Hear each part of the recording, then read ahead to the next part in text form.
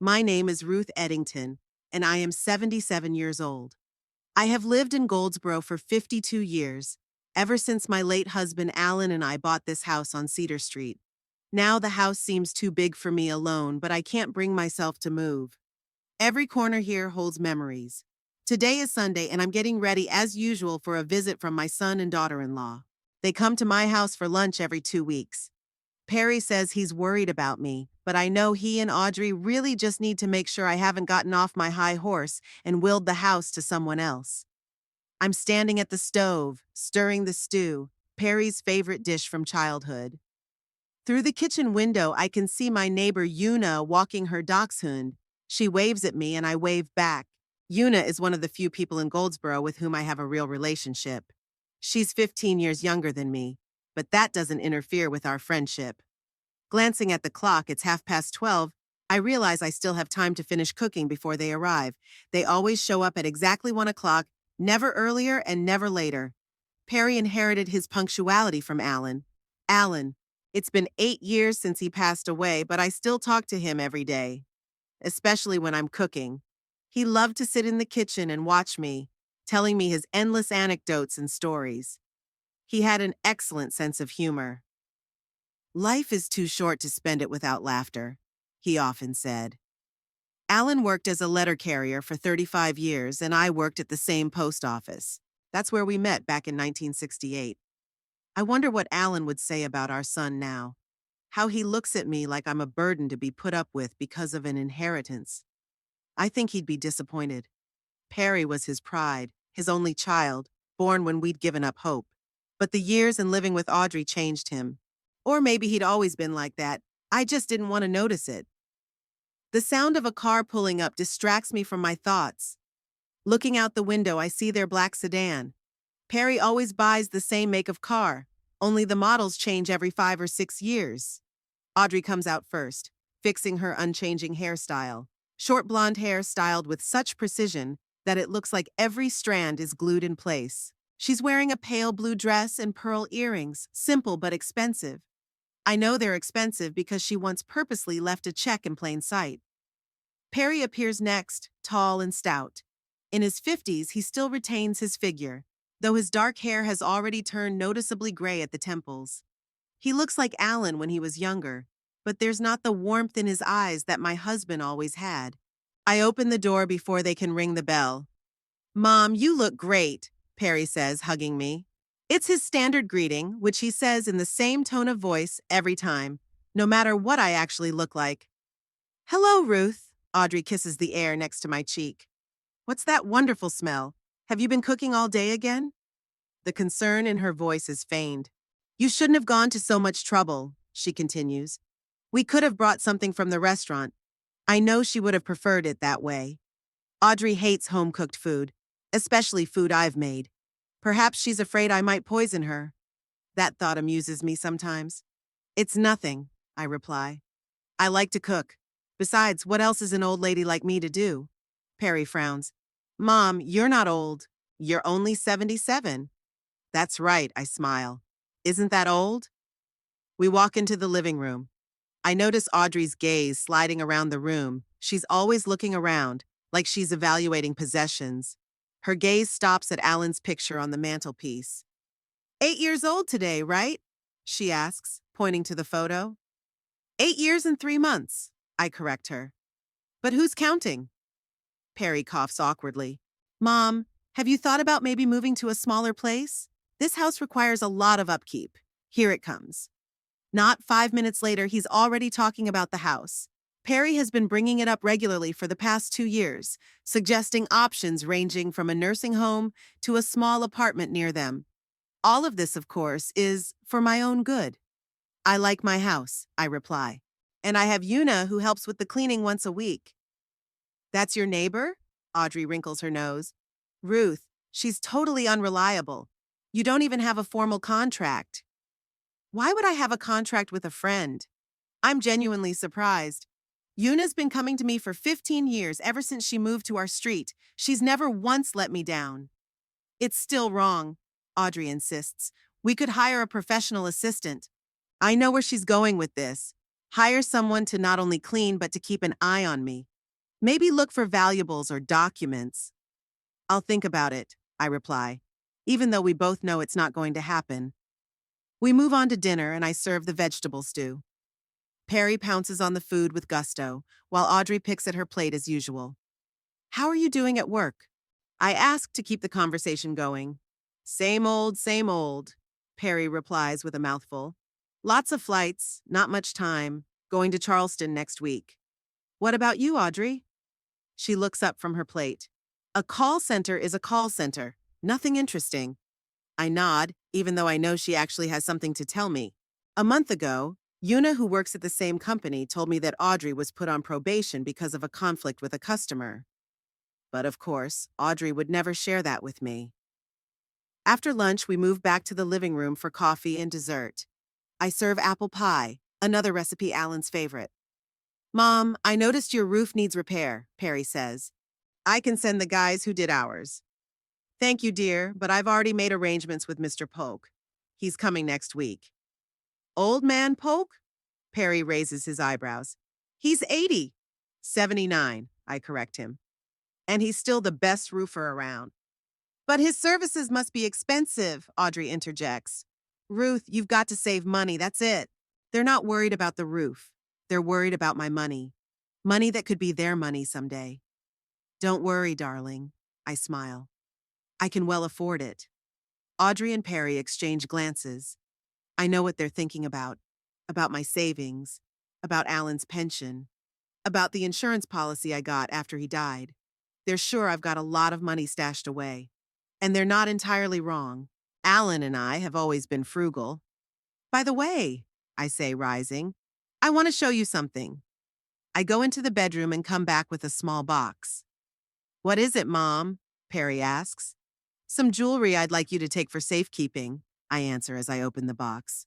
Inside are several pairs of earrings and the brooch Alan gave me for our 30th anniversary. I thought about keeping them in the safe, but the key gets stuck sometimes, I continue, pulling a small key on a chain out of my apron pocket. I'd rather keep them there only when I'm away. I notice Audrey's eyes light up at the sight of the key. Do you have a safe? She asks, trying to sound nonchalant. Yeah, Alan installed it years ago, I answer. It's mostly documents and a few valuables. I place the key defiantly in the top drawer of the dresser against the living room wall. Audrey follows my movements like a cat following a mouse. I can barely contain a smile. The bait is abandoned. Ruth, maybe you should keep your valuables in the bank, she suggests. Safes in houses aren't as secure. Oh, don't worry, dear. It's built into the bedroom wall behind the painting. No one will even know it's there. I can definitely see the greedy interest flickering in her eyes now. Perry seems intrigued too, but he's trying not to show it. Well, whatever you say, Mom, he says, shrugging. But if you decide to reconsider, let me know. Of course, darling, I smile at him. I always take your advice. That's a lie, of course.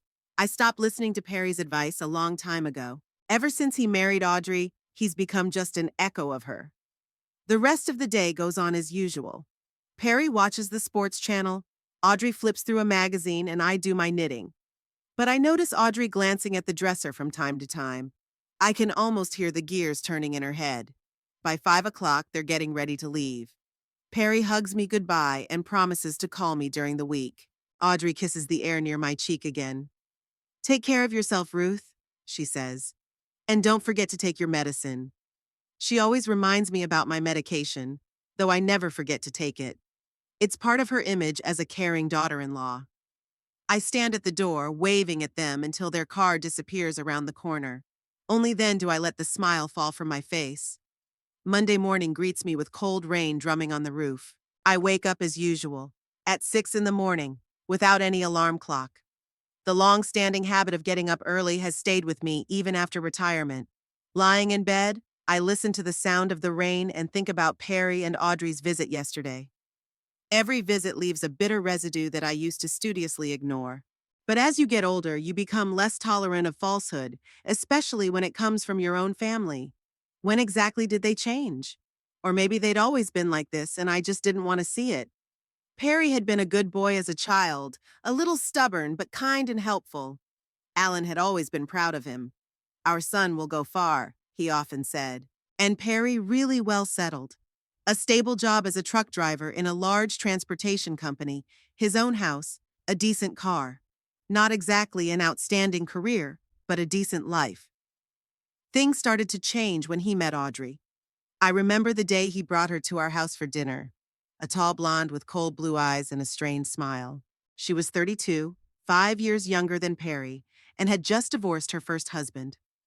Alan told me later, "There's something about her, Ruth. Something I don't like." But Perry was in love, and we supported his choice. The first years of their marriage were relatively quiet. They came to visit for the holidays, calling once a week. Audrey even tried to play the caring daughter-in-law, though I could always sense the falseness in her voice. And then Alan got sick. The lung cancer progressed rapidly, and within 6 months my stalwart husband had become a shadow. In those days, Perry and Audrey started showing up more often. I thought it was out of concern for my father, but now I realized they were interested in something else entirely.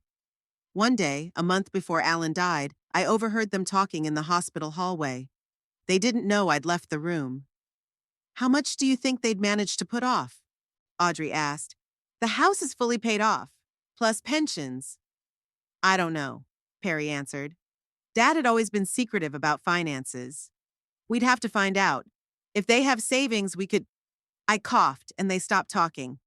From that day on, I began to notice their eyes wandering around the house during visits, assessing the furniture, the paintings, Alan's things. They never asked directly about money, but their interest was obvious. After Alan's death, their behavior became even more overt. Perry insisted I show him all the documents, insurance policies, bank accounts, the will. He said he wanted to help me with the paperwork, but I knew he was interested in something else. I'd worked at the post office for 30 years, and I was good with paperwork. Now that it's been 8 years, their impatience is becoming more and more obvious. They come every 2 weeks, as if to see if I'm still alive. Each time they offer to sell the house, move into a nursing home or a small apartment. "It'll be easier for you, Mom. Less worries. We'll be closer to you." But I know all they really care about is the house and the money they think I keep. I get out of bed and walk to the kitchen. As I make my morning tea, I ponder how Alan would react to Perry's current behavior. He had always been a patient father, but he had his limits. I remember once when Perry was a teenager and tried to steal money from his wallet. Alan taught him such a lesson that his son walked like silk for a month afterward. He didn't punish him. No, Alan never raised a hand to the kid. Instead, he made Perry work for a month at Mr. Garfield's neighbor's house, helping with the hard work in the garden. Every dollar Perry earned had to give back to his father until he returned the stolen amount in triplicate. "It's not punishment that makes a man a better man, Ruth, but understanding the consequences of one's actions," Alan used to say.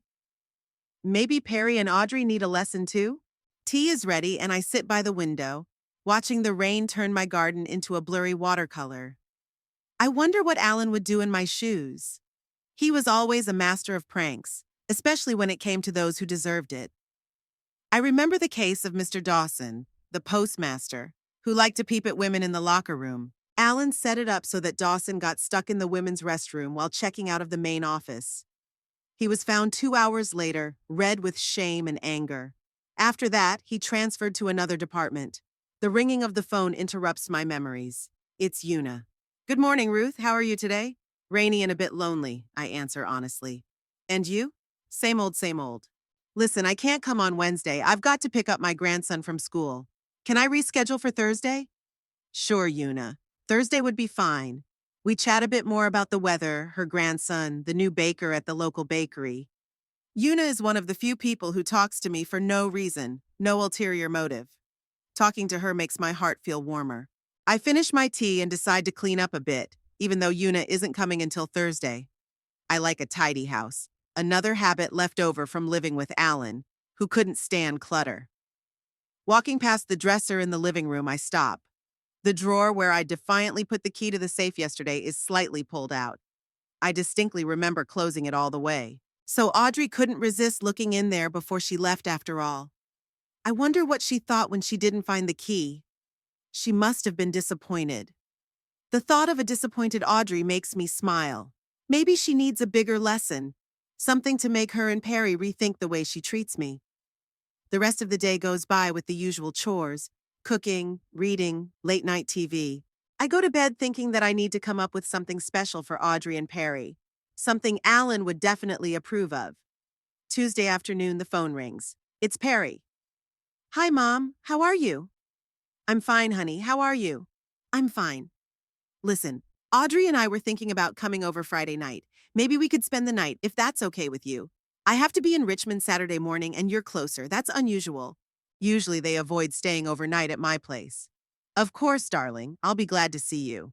Great. See you Friday then. Perry hangs up without even saying goodbye. That's not new either. He's always been a little terse on the phone, but there's something about his tone that makes me wary. Maybe he and Audrey have a plan. I decide to call Una and move her visit to tomorrow. I need to get ready for Friday, and I could sure use her help. The next day, when Una and I are having tea after cleaning up, I tell her about my suspicions. They're definitely up to something, Una says, shaking her head. Audrey asked me the other day if I knew if you had any valuables in the house. Really? I raise my eyebrows in surprise. Yeah, can you believe it? Said she was worried about your safety. Like, in case someone broke in and stole it. I told her I had no idea, because you and I don't talk about that kind of stuff, so Audrey's already doing some recon. That's interesting. So, what do you think you're going to do? Una asks. I don't know yet, but I want to teach them a lesson, especially Audrey. Una laughs. Oh, I know that look. You already have an idea, right? I smile back. Just the beginnings of one. But I'll definitely come up with something by Friday. After Una leaves, I sit down in Alan's chair and try to imagine what he would suggest. My gaze falls on a picture of him and me on our 40-year wedding anniversary, the last one we celebrated together. In the photo, Alan is smiling his sly smile, the same smile he used to have before a particularly successful prank. And then it hits me. I know what I have to do. Thursday morning, I head into town. My first visit is to the bank, where I withdraw a small amount from my savings account. Then I go to a hardware store where a young salesman with tattoos helps me pick out what I need. He is a little confused when I explain what I need it for, but I make up a story about a gift for a friend for her 80th birthday. He believes it, or pretends to believe it. Back at home, I begin my preparations. First, I take out of the safe all important documents and valuable things, moving them into a special box, which I hide in the closet under old winter coats. Then I take a piece of paper and write a short note. My handwriting is still firm, another legacy of working at the post office, where I had to fill out a lot of forms. Finished with the note, I open the package from the hardware store and pull out my purchase. It's a large, pink-colored rubber dildo, so realistic and ridiculous that I can't contain my laughter. Alan would definitely appreciate it. I attach a note to it and put it in the safe. I close the door, check the lock. All done. Now all that's left is to put the key back where it belongs. I decide not to put it in the dresser drawer, but on the mantelpiece next to Alan's picture. It's symbolic, as if he's watching my little prank. In the evening, I make dinner. Perry's favorite lasagna and apple pie for dessert. Make the evening special in every way. And so I sit in the living room, staring at the burning embers in the fireplace and thinking about tomorrow. For the first time in a long time, I feel excitement and anticipation. For the first time in a long time, I'm not dreading their visit, but looking forward to it. Because now I have a plan that will make them reconsider their attitude towards me. A plan inspired by my late husband's sense of humor. I pick up Alan's picture from the mantelpiece and look at his smiling face. You'd approve of that, wouldn't you? I ask quietly, and I can almost hear him laugh in response. Friday morning, I wake up with an unusual sense of anticipation. I haven't felt this excited in a long time. Perry and Audrey are coming today, and for the first time in a long time, I'm not dreading their visit, but looking forward to it. I eat breakfast leisurely, enjoying the quiet of the house and the view of the garden, which is especially green and fresh after the rainy days. The birds are fussing around the feeder that Alan set up years ago. I continue to fill it every morning as he did. There's a lot to do today before the guests arrive. Perry called last night, confirmed they would be here by 7. I know it's unusual for them to stay overnight. Usually they try to leave before dark, as if they're afraid I might demand something from them. But this time, they clearly have a plan of their own, and I'm pretty sure it has to do with my safe. I check that everything is ready for my little surprise. The key is on the mantelpiece, in plain sight, but not too obvious, as if I'd put it there absent-mindedly. The safe is locked, and inside awaits my gift for curious Audrey. All the papers and valuables are safely tucked away in the pantry, under a stack of old coats that I'm sure no one will look in. At about 10 o'clock in the morning, Una calls. "Are you ready for a visit from the dear family?" She asks with a hint of irony in her voice. "More than ready," I answer, not hiding my satisfaction. "Will you tell me later what happened?" "I will. Come on Sunday for tea. I already told them that on Sunday I will be busy." "It's a deal. Good luck." After talking to Una, I start cleaning. Although the house is clean enough as it is, I wipe down all the surfaces, vacuum the carpets, change the towels in the bathroom. It helps pass the time and keep my hands busy while my head is full of thoughts about the evening ahead. By 3 p.m., I start cooking dinner. I decide to make lasagna, Perry's favorite dish since childhood. He'll never admit it, but I know he misses my cooking. Audrey is a terrible cook, despite her claims to be a homemaker. I've heard from Una that in their house they mostly eat convenience foods or order delivery. While making lasagna sauce, I remember teaching Perry this recipe when he was a teenager. He showed an interest in cooking, and Alan and I hoped it might become his profession. But then he met his new friends in high school, and cooking became a non-musical endeavor. Another disappointment that Alan and I swallowed in silence. Thoughts of the past are interrupted by the phone ringing. It's Perry again. "Mom, we're on our way. We'll be there around 6:30. "I thought you were coming at 7, I say, glancing at my watch in surprise. "We decided to leave early to avoid the evening traffic," he explains. "Okay, honey. Dinner will be ready when you arrive." He hangs up without even saying goodbye. This habit of Perry's has always annoyed Alan. "Is it so hard to say see you later or love you, Mom?" He often resented. "So they'll be earlier then." This changes my plans a bit, but not critically. I speed up the cooking process, and by 6 o'clock, everything is ready. Lasagna in the oven, salad in the fridge, apple pie cooling on the windowsill. I have time to shower and put on my dark blue dress with the white collar, the one Alan called teacher's dress. "You look austere in it, but damn attractive," he said, winking. At exactly 6:30, I hear the sound of a car pulling up. Looking out the window, I see Perry's black sedan. Their minute-to-minute punctuality has always been my son's strong suit. I open the door before they can ring the bell. "Good evening, darlings. It's so good to see you." Perry looks tired after the road, and Audrey looks overly animated. She hugs me with exaggerated tenderness. "Ruth, how well you look. Is that a new dress?" "No, dear," I answer. "It's 20 years old. Alan loved that dress." "Oh," she falters for a moment. "Well, it's very elegant." Perry brings in their bags, one large and one smaller. It's a lot for one night, but I don't comment. "It smells great, Mom. Have you been cooking all day?" "Just the essentials," I answer. "Nothing fancy." We walk into the living room, and I notice Audrey's eyes immediately find the key on the mantelpiece. She quickly averts her eyes, but I can see her expression change. The plan is working. Over dinner, Perry talks a lot about his work, about his upcoming trip to Richmond. Audrey keeps the conversation going, but I notice she's distracted. Her gaze keeps returning to the living room, where the key to the safe is on the mantelpiece. "How are things going at the call center, Audrey?" I ask, trying to bring her attention back to the conversation. "Huh?" She flinches. "Oh, same old, nothing interesting." "Una said you had some trouble with a client last week?" Audrey casts a quick glance at Perry, who is enthusiastically serving himself a second helping of lasagna. "Nothing serious," she replies dryly. "Just the usual work stuff." I nod, but I notice her shoulders tense. She doesn't like it when I know anything about her work, especially about her failures. After dinner, we move to the living room for coffee and dessert. I serve apple pie, another recipe Alan's favorite. "By the way, Mom," Perry says, setting aside his empty plate, I was wondering about your will. Did you update it after Dad died? Here it is. I can almost hear Audrey mentally groaning at his directness. She always preferred a more subtle approach. Yes, dear, I answer calmly. It's all properly organized. And what is it? He tries to sound casual, but it comes out awkwardly. Perry! Audrey hisses, elbowing him. What? He looks at her in surprise. I'm just asking. Mom doesn't mind, do you, Mom? Of course she doesn't mind, I smile. It's very simple.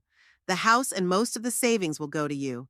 Some of my personal belongings I've bequeathed to Una and a couple of old friends. Perry visibly relaxes upon hearing this. Good. I just wanted to make sure everything was in order. You know, legally. Don't worry, darling, I've taken care of everything. I notice Audrey cast a glance at the mantelpiece where the key lies. I wonder what she's planning. To try to find a copy of the will in the safe? Or does she think that's where the jewelry and money are kept? After dessert, Perry turns on the TV. There's some kind of sports game on. Audrey picks up a magazine, but I can see she's not reading, just flipping through the pages. I'm busy knitting, glancing at them occasionally. A normal family scene, if it weren't for the tension hanging in the air. By 9 o'clock, I begin to yawn defiantly. I'm sorry, darlings, but I think I'll go to bed. Age takes its toll. Sure, Mom, Perry says, keeping his eyes on the screen. Don't worry about us, we'll watch more TV. I'll go to bed soon too, Audrey adds. It's been a tiring day. I nod and go to my purse, which is on the table by the entrance. I take out a small jar of sleeping pills. It's a real medication my doctor prescribed for insomnia, but I rarely use it. Tonight, it will serve another purpose. Back in the living room, I defiantly open the jar and shake a pill into my palm. Sleeping pills, I explain, noticing the look in Audrey's eyes. It's getting harder to fall asleep as I get older. I go into the kitchen, pour a glass of water, and take the pill right in front of them. Good night, I say, heading toward the bedroom. Good night, Mom, Perry replies. Sleep tight, Ruth, Audrey adds, and I can hear the impatience in her voice that she's trying to hide. I don't turn on the overhead light in the bedroom, only the small lamp on the bedside table. I quickly change into my nightgown and get under the covers. But instead of lying down, I sit up leaning back against the pillows and pick up the book I keep on the nightstand, an Agatha Christie detective novel I'm rereading for the third time. Outside come the muffled voices of Perry and Audrey, the noise of the television. I know they're waiting for me to fall asleep. Well, let them think their plan is working. My trap is ready, and all I have to do is wait for the mouse to fall. Half an hour later, I hear the TV turn off. The voices get quieter, then the sound of footsteps in the hallway, the guest room door opening and closing. I turn off the lamp and sit down in the chair by the window, which has a clear view of the door to my room. Now we have to wait. Time drags slowly. The clock on the wall reads 10, then 10:30, then 11. The house sinks into silence, with only the old clock in the living room chiming every half hour and the occasional creak of a floorboard. The house breathes, as Alan had said. At 12:30, I hear the cautious creak of the guest bedroom door. Light footsteps in the hallway. Too light for Perry. It's Audrey. A shadow flickers under the door of my room. Silence, as if someone is listening. Then the footsteps recede toward the living room. I silently rise from my chair and walk to the door. I open it carefully, just enough to see the hallway. In the dim light of the nightlight I always leave on, I see Audrey's silhouette. She's by the mantelpiece, and there's something gleaming in her hand. A key. Audrey looks around, making sure no one sees, and heads toward my bedroom. I quickly and silently return to my chair, close my eyes, and pretend to sleep. My heart beats faster with anticipation. The door opens quietly. I hear Audrey's cautious footsteps, sensing her presence in the room. She stops, apparently making sure I'm really asleep. I snore lightly, convincingly enough, I think. The footsteps continue. She approaches the painting behind which the safe is hidden. I open my eyes slightly, just enough to see my sister-in-law's silhouette in the moonlight filtering through the loose curtains. Audrey pulls back the painting, and the metal door of the safe gleams in the silvery moonlight. She inserts the key, turns it. There is a quiet click and the safe is open. Audrey pulls a small flashlight from her robe pocket and shines it inside the safe. I see her freeze. Her hand with the flashlight trembles, illuminating the contents of the safe. A large pink dildo, so realistic that even in the dim light there is no doubt what it is. She reaches over and picks it up, apparently not believing her eyes. Then she notices the note attached to it. In the light of the flashlight, she reads, "Here's for you, not my savings." Audrey makes a squeeze sound, something between a sigh and a groan. She stands, frozen, with the dildo in one hand and the note in the other, clearly not knowing what to do next. Audrey stands, frozen, with a dildo in one hand and a note in the other. Her face, illuminated by the dim light of a small flashlight, is contorted with shock and disbelief. I see her reread the note several times, as if she can't believe her eyes. I decide the moment has come. I turn on the lamp on the bedside table and a soft light floods the room. Audrey flinches and turns to me. Her face is pale, her eyes wide open. In that moment, she reminds me of a frightened teenager caught in the act. "Did you find what you were looking for, dear?" I ask in a calm voice, not moving from my chair. Audrey opens her mouth but doesn't make a sound. She looks at the object in her hand, then back at me, then back at the dildo as if she can't decide what's worse, being caught stealing or holding it in front of her mother-in-law. "Yeah, it's not what you think," she finally squeezes out. What am I supposed to think, I wonder? That you walked into my bedroom in the middle of the night, opened my safe, and accidentally found this? Audrey blushes so hard that even in the dim light it's noticeable. Her hands begin to tremble. I was just curious, she mumbles. Curious? I raise my eyebrows. At midnight, when you thought I was asleep? She lowers her eyes, clearly not finding anything to say. Suddenly realizing she's still holding the dildo, she hastily puts it back in the safe as if it's burning her fingers. "Ruth, I can explain." "I'm sure you can," I interrupt. "But let's sit down first. It's going to be a long conversation." I point to the small chair by the dressing table. Audrey moves hesitantly toward it and sits down on the edge, as if ready to jump up and run away at any moment. "Aren't you going to wake Perry?" she asks cautiously. "Do you want me to?" I answer her question with a question. She shakes her head quickly. "No, please don't. He doesn't know I'm here." "That's what I thought." I nod. "I'm sure your intentions are the same, though." Audrey raises a confused look at me. "What do you mean?" "I mean, darling, that I know exactly why you come to see me every 2 weeks. And it's certainly not out of love for your old mother-in-law." She opens her mouth to object, but I raise my hand, stopping her. "Don't bother denying it. I wasn't born yesterday. I see how you evaluate every single thing in my house. The way Perry keeps bringing up conversations about me moving to a smaller place. How you both become more attentive when it comes to money or inheritance." Audrey looks like she wants to fall through the ground. Her shoulders slump. "It's not true," she says quietly but without conviction. "Really?" I tilt my head. "Then explain why you snuck into my bedroom in the middle of the night and opened my safe." Audrey is silent, rubbing the waistband of her robe. Finally, she looks up. "Yeah, we're having financial problems," she finally admits. "Perry lost some of his savings on a bad investment, and I had to take out a loan that he doesn't know about. I thought maybe you had something of value that you could borrow." "Borrow?" I raise my eyebrows. "You mean steal?" "No." She straightens up. "I'd give it back, just temporarily until we get back on our feet." I sigh, looking at my sister-in-law. In this moment, she doesn't strike me as a calculating predator, but rather as a desperate woman cornered by her own mistakes. "Audrey," I say more gently, "if you needed help, you could have just asked." She looks at me questioningly. "Really? I don't know," I answer honestly. "Maybe I would have helped, but we'll never know because you chose to sneak into my house like a thief." Audrey lowers her head, and I see a tear roll down her cheek. I'm not sure if it's a real emotion or just another manipulation, but I decide to give her a chance. "Tell me about your problems," I offer.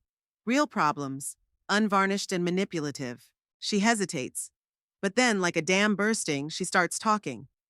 About how Perry invested his money in some dubious scheme that promised a quick return. How he lost almost all of his savings. about how she'd tried to hide her own financial difficulties from him with loans for home improvements and a new car. He would kill me if he knew how much I owed, she finishes. We fight about money all the time as it is. I listen in silence, not interrupting. It's a sad story, but unfortunately not unique. I've seen it so many times in my long life. People living beyond their means, hoping for a miracle or an inheritance that will solve all their problems. And you've decided that my safe is your ticket out of the financial hole? I ask when she finishes. I don't know what I was thinking. Audrey runs her hand over her face. Perry mentioned that you might have some jewelry that Alan gave you, or cash. Old people often don't trust banks. Old people, I repeat with a slight chuckle.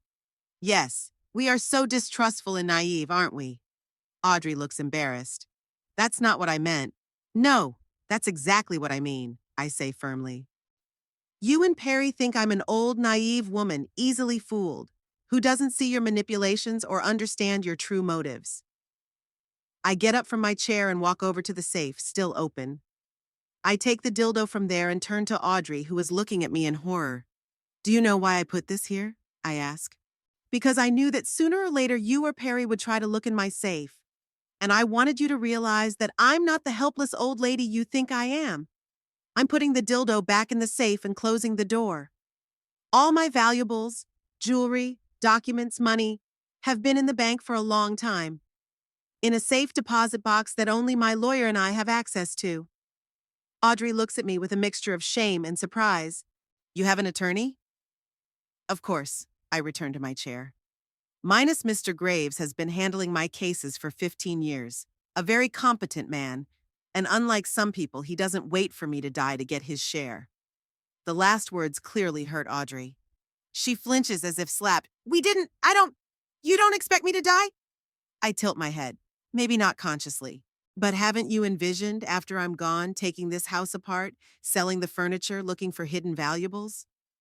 Her silence speaks louder than any denial. Look, Audrey, I continue more gently. I'm not mad at you for wanting a better life, or even that you're hoping for an inheritance. It's natural. I'm angry at the way you and Perry treat me. These fake smiles, this feigned concern, these scheduled visits as if I'm some kind of obligation to be fulfilled. Audrey is silent, but I can see in her face that my words resonate with her. I love my son, I say. And I tried to love you when you were married, but you made it impossible with your attitude toward me. I didn't know you felt this way, Audrey says quietly. Really? I raise an eyebrow skeptically. Or did you just not care? She lowers her eyes, and I see a tear roll down her cheek. A real one this time, I think. What now? She asks after a pause.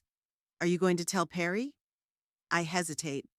Part of me wants to punish them both, to make them feel the shame and humiliation they've made me feel all these years. But the other part realizes that it won't bring my son back to me, and will probably only make them even more bitter and greedy. No, I finally decide. I won't, at least not now. But I have conditions. Audrey straightens up, looking at me hopefully and anxiously at the same time. What kind of conditions? First, no more talk of me moving or selling the house. This is my house, and I will live in it for as long as I want. She nods. Second, no more trying to find out what I own or how much it's worth. My will is made and kept by Mr. Graves. When the time comes, you will know what you are entitled to. Another nod. And thirdly, I pause, I want honesty. No more fake smiles or pretended concern. If you don't want to come to me, don't come. If you want to come, come, but be real. Audrey looks at me for a long moment. You're very different from other mothers-in-law, she says at last. And you're very unlike the daughter-in-law I dreamed of, I retort. But we have what we have. The question is what we're going to do with it. She's silent, considering my words. I see her expression change from one of shame and confusion to something more thoughtful. I can try, she finally says. To be honest, but Perry's a grown man, I interrupt. And he'll decide how he wants to treat his mother. I'm not asking you to change him or speak for him. I'm asking you to be honest, with yourself and with me. Audrey takes a deep breath and nods. I'll do my best. Good. I glance at my watch. It's getting late. You should go back to bed before Perry notices you're gone. She gets up but stops at the door. What about? She nods awkwardly toward the safe. My gift? I can't hold back a smile. You can keep it if you want. Consider it compensation for the lack of jewelry. Audrey blushes so hard I almost regret my joke. Almost. No, thank you, she mumbles. Yeah, I think I'll be going. Good night, Audrey, I say as she opens the door. And remember what we talked about. She nods without turning around and slips out of the room. I hear her light footsteps in the hallway, then the quiet creak of the guest bedroom door. Left alone, I walk back to the safe, lock it, and hang the key around my neck. Then I go to bed, but sleep doesn't come. I think about our conversation with Audrey, her confession, her promise to try to be honest. Did I believe her? Not really. People don't change that quickly or easily, but it's a start. A small step towards something that may never become true family intimacy, but at least it will be honest. In the meantime, I smile, imagining the look on Audrey's face when she saw the contents of the safe. Alan would be pleased. He always said that the best joke is the one that not only makes you laugh but teaches you a lesson. Today I taught Audrey a lesson she won't soon forget. And who knows? Maybe it will change something between us. Maybe it won't. But one thing I do know is that they'll never look at me as a helpless old lady again.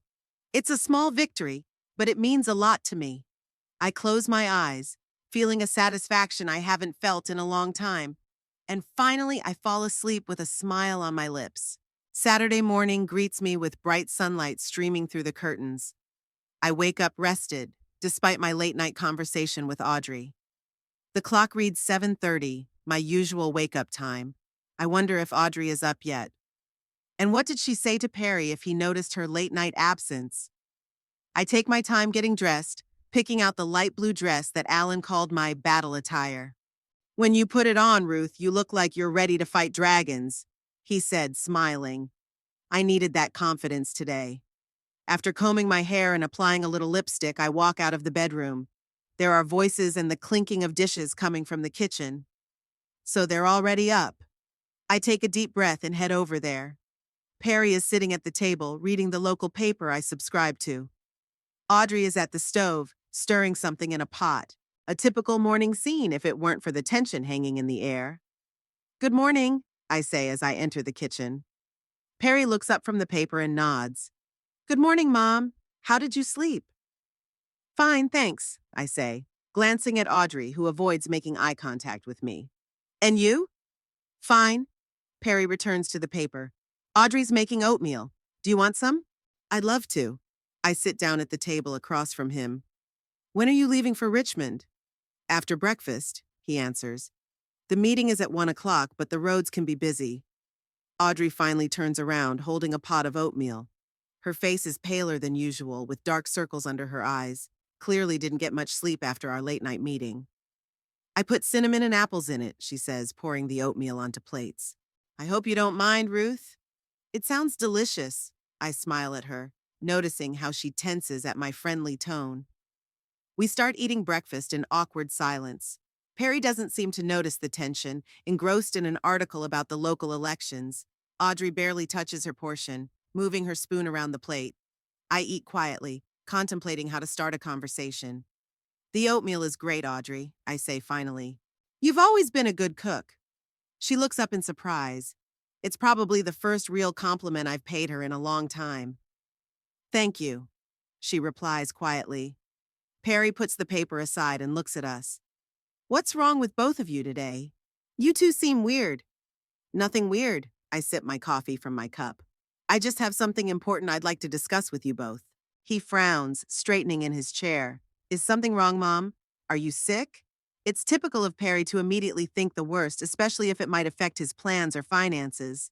No, I'm perfectly healthy, I reassure him. That's not the point. I've made the decision to sell the house. Perry freezes with the spoon in his hand before it reaches his mouth. Audrey looks at me with surprise, but without the greed I would have noticed yesterday. Sell the house? Perry interjects. But why? Where will you move? Charleston, I answer calmly. To Eleanor Dunn, an old college friend of mine. Remember I told you about her? We've kept in touch over the years, and she's recently widowed. She has a big house, and she suggested I move in with her. Perry looks puzzled. But Mom, you always said you'd never leave this house. That this is where your memories of your father are. Yes, I did, I agree.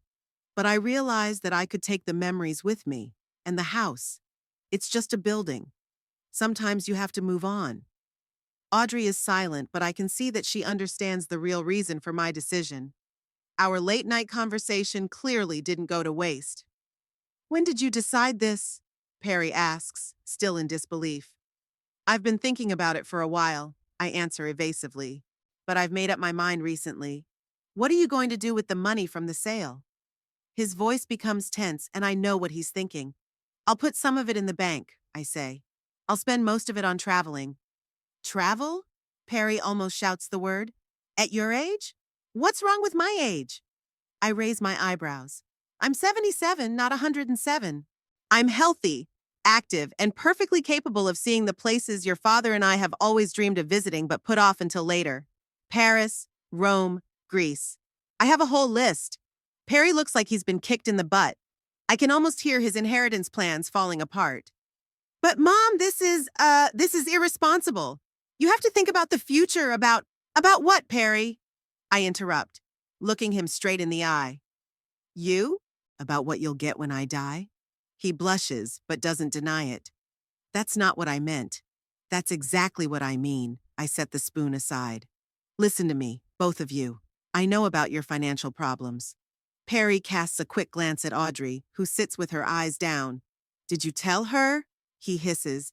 No, she replies quietly. I didn't say anything. No one told me, I interject. I'm not blind or deaf. I see the way you look at my things, hear your talk of inheritance, notice how you try to find out about my savings. Perry opens his mouth to object, but I raise my hand, stopping him. Don't deny it, it's pointless. I know you and Audrey were counting on my house and money to solve your problems. But I'm not going to die anytime soon just to make your lives easier. Silence reigns in the kitchen. Perry looks at me with surprise and resentment. Audrey continues to study her plate. I loved your father, Perry, I continue more gently. And I love you, no matter what. But I can't go on living in a situation where my own children are waiting for me to die so they can inherit. Mom, that's not true, he's indignant. How can you say that? It's not like that? I tilt my head. Then explain to me why you visit me on a schedule, like you're doing chores. Why do all your conversations boil down to my move, my finances, my will? Why do I feel like you want my house, my belongings, my money, but not myself? Perry is silent, and I can see in his eyes that my words hit the mark. He's never been a good liar. I don't want to accuse you, I continue. And I'm not looking for a reconciliation or an apology. I'm just setting new boundaries. I'm selling the house, moving in with Eleanor, and living the life I want, not the life you want. So where does that leave us? Perry asks after a pause. His voice sounds depressed. That's up to you, I answer. If all you care about is my money and my inheritance, nothing. I've already discussed a new will with Mr. Graves, my lawyer. Most of what's left when I die will go to charity. Perry flinches as if struck by a blow. You're disinheriting me? Your own son? No, I shake my head. I'll leave you some of it, but don't expect it to solve all your problems. And don't expect it anytime soon. He stands up from the table, his face contorted with anger and resentment. I can't believe you're doing this, Mom. After everything After all what? I interrupt. After all those duty visits? After all those fake smiles and fake caring? After all that talk about me moving out and selling my stuff? Perry is silent, clenching his fists. Perry. Audrey finally looks up. She's right. He looks at her with a puzzled expression. What? She's right. Audrey repeats quietly. We were really thinking more about the inheritance than about her. Perry looks like he's been betrayed. Are you against me too? I'm not against you. Audrey shakes her head. I'm just telling the truth. Don't you remember how we discussed what we'd do with the house after she died? How we planned to sell the furniture, the paintings, everything in here? Perry blushes even more. It was just talk. No, not just, Audrey insists. We really thought so, and your mom felt it all the time. I look at my sister-in-law with a new respect. Maybe our conversation last night affected her more than I thought. I'm not going to cut ties with you, I say, breaking the tense silence. If you want to visit me in Charleston, be my guest. If you want to call, I'll always answer. But I will no longer tolerate falsehoods and manipulation. I deserve better in my remaining years. Perry slumps back in his chair as if the air has been sucked out of him. His anger is replaced by something akin to shame. When are you leaving? He asks quietly. In a month, I answer. Minus Mr. Polk will help me sell the house. He's not only a roofer, but a retired realtor. He already has several potential buyers. So soon? Perry shakes his head. You've already made up your mind.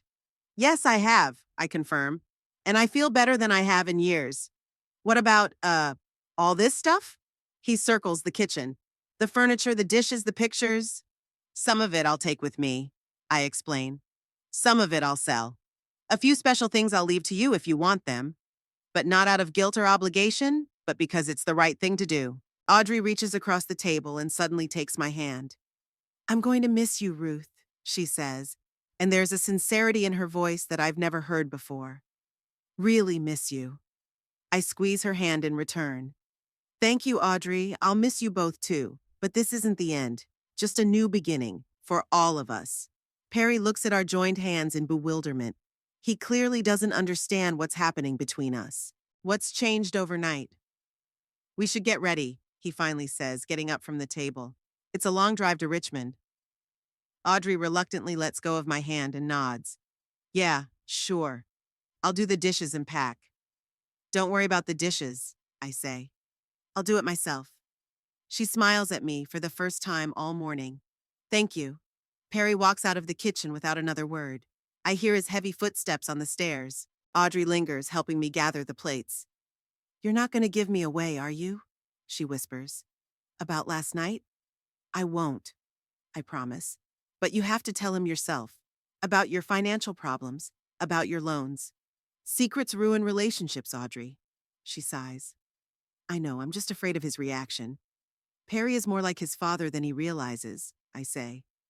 He can get angry, but eventually he'll accept the truth, especially if it comes from you and not someone else.